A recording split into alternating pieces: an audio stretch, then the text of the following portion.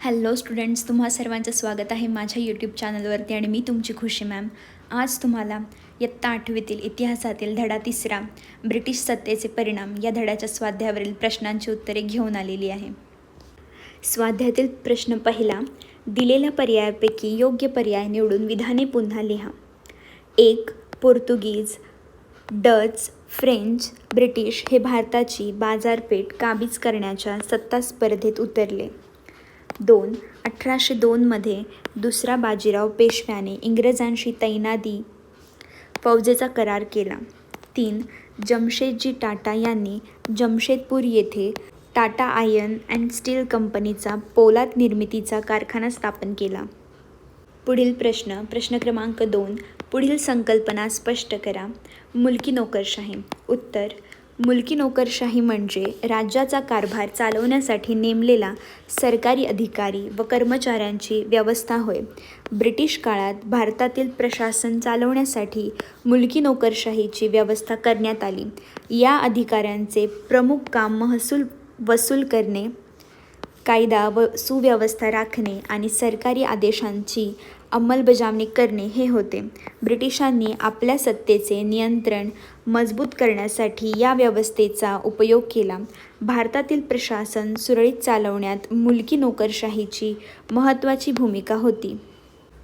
2. शेतीचे व्यापारीकरण. उत्तर: शेतीचे व्यापारीकरण म्हणजे शेतकऱ्यांनी आपल्या गरजेपुरते अन्नधान्य पिकवण्याऐवजी बाजारात विकून पैसा मिळवण्यासाठी नगदी पिके घेण्यास सुरुवात करणे होय. ब्रिटिशांच्या काळात भारतात शेतीचे व्यापारीकरण वाढले. ब्रिटिशांना त्यांच्या उद्योगधंद्यासाठी कापूस, नीळ, अफू, तंबाखू, चहा, कॉफी इत्यादी पिकांची गरज होती. त्यामुळे शेतकऱ्यांना अशी पिके घेण्यास दबाव दिला जात असे. त्यामुळे अन्नधान्याच्या उत्पादनाकडे दुर्लक्ष झाले आणि अनेक शेतकऱ्यांना आर्थिक अडचणींचा सामना करावा लागला.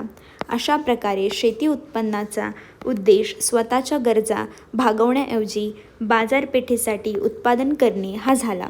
यालाच शेतीचे व्यापारीकरण म्हणतात. 3. इंग्रजांची आर्थिक धोरणे. उत्तर: ब्रिटिशांनी भारतावर सत्ता प्रस्थापित केल्यानंतर आपल्या आर्थिक फायद्यासाठी विविध आर्थिक धोरणे राबवली. भारताचा उपयोग त्यांनी कच्चा मालाचा पुरवठा करणाऱ्या आणि इंग्लंडमधील तयार मालाची बाजारपेठ म्हणून केला. भारतामधून कापूस, नीळ, अफू, मसाले इत्यादी कच्चा माल इंग्लंडला पाठवला जात असे. इंग्लंडमधील तयार वस्तू भारतात विकल्या जात असल्यामुळे भारतातील हस्तकला व कुटीर उद्योगांना मोठा धक्का बसला. शेतकऱ्यांवर विविध प्रकारचे महसूल व कर लादण्यात आले. या धोरणांमुळे भारतीय अर्थव्यवस्थेचे मोठे नुकसान झाले व भारताची आर्थिक पिळवणूक झाली.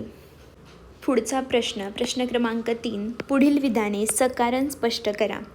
1. भारतातील शेतकरी कर्जबाजारी झाले. उत्तर: ब्रिटिशांच्या काळात शेतकऱ्यांवर जमीन महसुलीचा मोठा बोजा होता. महसूल वेळेवर भरण्यासाठी शेतकऱ्यांना अनेकदा सावकारांकडून कर्ज घ्यावे लागत असे. शेतीचे व्यापारीकरण झाल्यामुळे नगदी पिकांवर भर दिला गेला. मात्र पिकांचे भाव कमी झाल्यास शेतकऱ्यांचे मोठे नुकसान होत असे. नैसर्गिक आपत्ती, दुष्काळ व पिकांचे नुकसान झाले तरी महसूल भरावा लागत असे.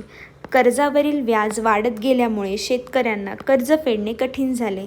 त्यामुळे अनेक शेतकरी सावकारांच्या कर्जाच्या दुष्टचक्रात अडकून कर्जबाजारी झाले. 2. भारतातील जुन्या उद्योगधंद्यांचा ऱ्हास झाला.